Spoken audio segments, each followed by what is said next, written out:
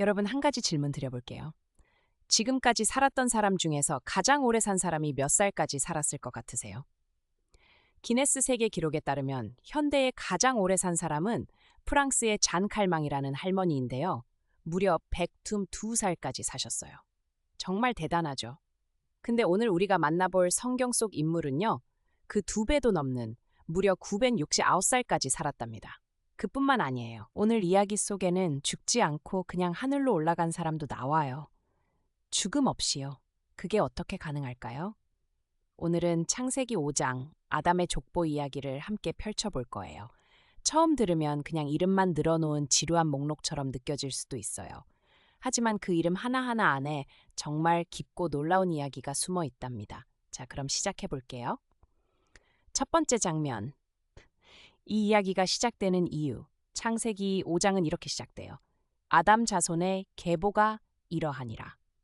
계보, 즉 족보라는 건 어떤 사람이 누구를 낳고 그 자녀가 또 누구를 낳고 이렇게 이어지는 가족의 기록이에요. 오늘날로 치면 가족 역사책 같은 거라고 보면 돼요.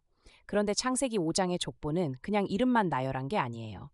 각 사람이 몇 살의 아들을 낳았는지, 그 후로 몇 년을 더 살았는지, 그리고 총 몇 살을 살았는지가 아주 꼼꼼하게 기록되어 있어요. 왜 이걸 이렇게 자세하게 기록했을까요? 이건 단순한 통계 기록이 아니에요. 하나님께서 인간에게 생명을 주셨다는 것, 그리고 그 생명이 끊어지지 않고 이어져 왔다는 것을 보여주는 거예요. 아담에서부터 노아까지 인류의 이야기가 어떻게 흘러왔는지를 보여주는 살아있는 증거예요. 그리고 아소장은 이렇게 덧붙여요. 하나님이 사람을 창조하실 때 하나님의 모양대로 지으셨다고요. 이게 굉장히 중요한 말이에요. 죄가 들어온 이후에도 인간은 여전히 하나님의 형상을 닮은 존재라는 거예요. 하나님이 우리를 얼마나 특별하게 여기시는지 그 마음이 느껴지지 않으세요? 두 번째 장면, 아담, 첫 번째 인간의 이야기. 자, 이제 본격적으로 첫 번째 인물 아담을 만나볼게요. 아담은 이 세상에서 처음으로 하나님의 손에 의해 만들어진 사람이에요. 흙으로 빚어지고 하나님이 생기를 불어넣으셔서 살아난 존재죠. 에덴 동산에서 하와와 함께 살다가 하나님의 명령을 어기고 선악을 알게 하는 나무의 열매를 먹었잖아요.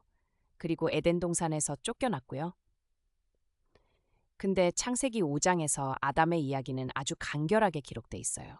아담은 130살에 셋을 낳았어요. 그리고 그 후로 800년을 더 살면서 다른 자녀들도 낳았고 결국 903살에 세상을 떠났어요. 930살이에요. 오늘날 기준으로는 상상도 못할 나이죠.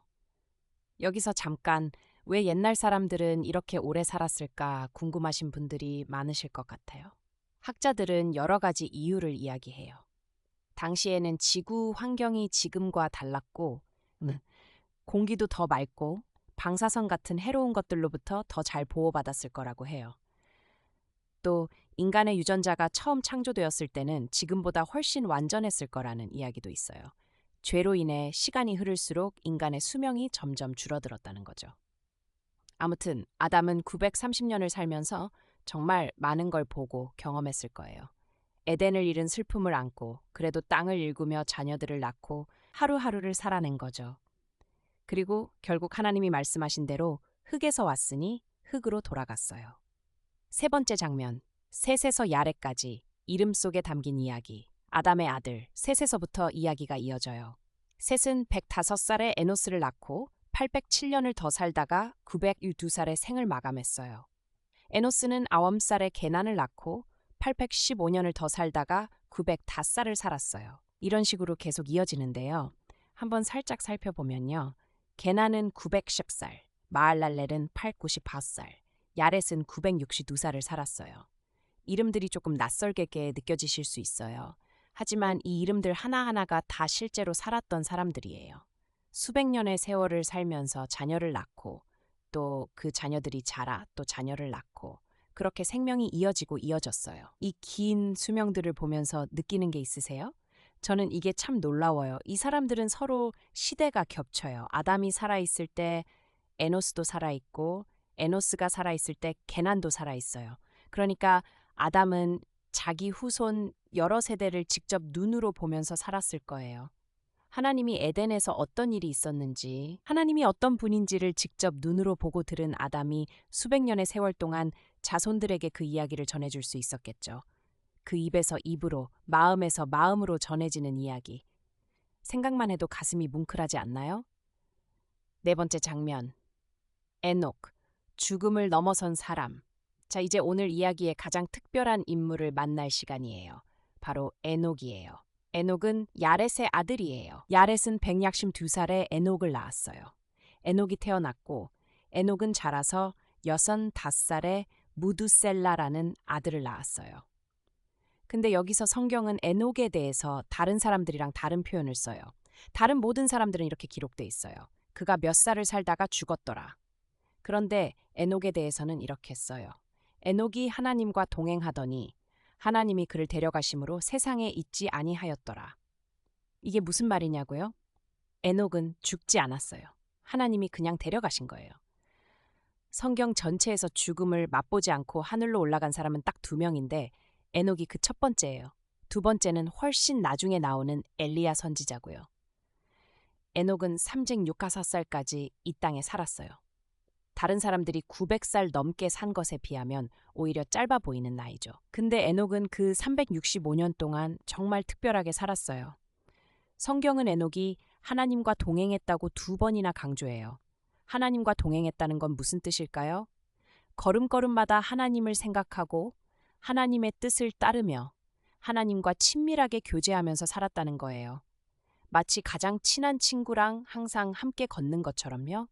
에녹이 하나님과 그렇게 깊이 가까워지자 하나님이 생각하신 거예요. 에녹, 이제 그냥 나랑 같이 있자. 그리고 데려가신 거예요. 이게 얼마나 감동적인 이야기인지 몰라요. 에녹은 뭔가 대단한 기적을 일으킨 사람이 아니에요. 엄청난 전쟁을 이긴 영웅도 아니에요. 그냥 하루하루 하나님과 함께 걸어간 사람이에요. 그리고 하나님은 그런 에녹을 너무나 사랑하셔서 죽음조차 통과하지 않게 하신 거예요. 여러분은 어떠세요? 하나님과 동행한다는 게 어떤 느낌일 것 같으세요? 5번째 장면, 무두셀라. 가장 오래 산 사람, 에녹의 아들 무두셀라. 이 이름 한 번쯤 들어보셨을 것 같아요. 무두셀라는 성경 기록상 인류 역사상 가장 오래 산 사람이에요. 무려 969살이에요. 앞서 말씀드린 잔칼망 할머니의 102살과 비교하면 무두셀라는 그보다 8배 가까이 더 산 거잖아요. 정말 아득한 숫자죠. 무두셀라는 108년 7살에 라멕을 낳았고 그 후로 782년을 더 살다가 969살에 생을 마감했어요. 근데 여기서 재미있는 사실이 하나 있어요. 학자들이 성경의 연대를 꼼꼼히 계산해 봤더니 무두셀라가 세상을 떠난 해가 바로 노아 홍수가 일어난 해랑 맞아 떨어진다는 거예요. 이게 우연일까요? 어떤 사람들은 이렇게 생각해요. 하나님이 무두셀라를 세상에 남겨두신 건 홍수 심판을 최대한 미루시기 위해서였을지도 모른다고요. 하나님은 심판보다 기다리심을 선택하시는 분이에요. 사람들이 돌아오기를, 회개하기를 간절히 기다리시는 분이에요. 무두셀라의 969년이라는 긴 생애는 어쩌면 하나님의 그 오래 참으심의 표현이었을지도 몰라요. 이름의 뜻도 흥미로운데요. 무두셀라라는 이름은 그가 죽으면 심판이 온다는 의미로 해석하는 학자들도 있어요. 에녹이 하나님과 동행하면서 앞으로 올 심판을 미리 알았고 그 마음을 담아 아들 이름을 지었다는 거예요. 969살을 살면서 라멕을 낳고 라멕은 또 노아를 낳았어요. 그리고 무두셀라가 세상을 떠나는 그 해 홍수가 시작됐어요. 참 신비롭지 않나요? 성경은 그냥 단순한 기록이 아니에요. 깊이 들여다볼수록 더 놀라운 이야기들이 보여요. 6번째 장면, 라멕과 노아, 새 희망의 탄생. 자, 이제 창세기 5장의 마지막 2 인물이에요. 라멕과 노아예요. 라멕은 무두셀라의 아들이에요. 벳별쇼 2살의 아들을 낳았는데요. 그 아들 이름을 노아라고 지었어요. 그리고 라멕은 노아를 낳으면서 이런 말을 했어요. 이 아이가 우리를 위로해 줄 것이다. 하나님이 저주하신 땅 때문에 수고롭게 일하는 우리를 이 아이가 위로해 줄 거야. 노아라는 이름 자체가 안식, 위로라는 뜻을 가지고 있어요. 라멕은 뭔가를 느꼈던 것 같아요. 이 아이가 특별하다는 것을요. 아버지의 마음에 하나님이 뭔가를 심어주셨던 거 아닐까요? 이 아이가 고통받는 인류에게 쉼이 되어줄 거란 예감을요. 그리고 실제로 그렇게 됐잖아요. 노아는 홍수 심판 속에서도 방주를 만들어 생명을 보존했고 홍수 이후 새로운 시작을 열어준 사람이 됐어요. 라멕은 오파 과색 5살에 세상을 떠났어요. 5장에 나오는 사람들 중 가장 짧은 수명이지만 그래도 오파 구와 5살이니 여전히 우리로서는 상상하기 어려운 나이죠. 그리고 노아는 500살이 되었을 때 셈, 함, 야벳이라는 세 아들을 낳았어요. 그리고 창세기 5장은 여기서 마무리돼요. 노아 이야기는 다음 챕터인 여셉장부터 본격적으로 펼쳐지는데요. 정말 손에 땀을 쥐게 하는 드라마틱한 이야기예요. 다음에 꼭 함께 해요. 이야기를 마치며 오늘 창세기 하수장에서 우리가 배운 것들. 자, 오늘 창세기 하수장을 함께 여행했어요. 처음에는 이름과 숫자만 가득한 딱딱한 목록처럼 보였는데 막상 들여다보니 정말 풍성한 이야기가 담겨 있었죠. 오늘 이 장에서 우리가 마음에 담아갈 수 있는 것들을 정리해 볼게요. 첫째, 생명은 하나님이 주신 선물이에요. 아담부터 노아까지 이어진 긴 생명의 흐름, 그 하나하나가 다 하나님의 손 안에 있었어요. 우리의 생명도 마찬가지예요. 오늘 내가 숨 쉬고 있다는 것 자체가 하나님이 주신 선물이에요. 둘째, 에녹처럼 하나님과 동행하는 삶이 있어요. 에녹은 뭔가 특별한 사람이 아니었어요. 그냥 매일 하나님과 함께 걸어간 사람이에요. 그게 전부였어요. 그런데 하나님은 그 삶을 너무나 귀하게 여기셨어요. 우리도 오늘 하루 하나님과 함께 걸어갈 수 있어요. 거창한 것 없이 그냥 오늘을 하나님과 함께요. 셋째, 하나님은 오래 참으시는 분이에요. 무드셀라의 969년, 그 긴 시간은 하나님이 얼마나 오래 기다리시는 분인지를 보여줘요. 우리가 실수해도 넘어져도 하나님은 포기하지 않으세요. 돌아오기를 기다리시는 분이에요.